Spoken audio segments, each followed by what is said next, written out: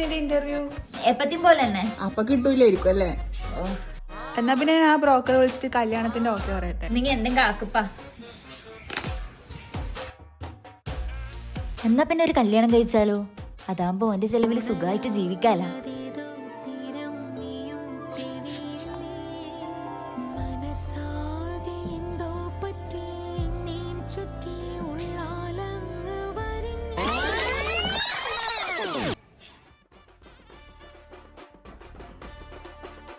അമ്മ ഞാൻ പഠിക്കാൻ പോവുന്നത്, എനിക്കിപ്പോ കല്യാണം വേണ്ട, എനിക്കൊരു ജോലിയാ വേണ്ടേ.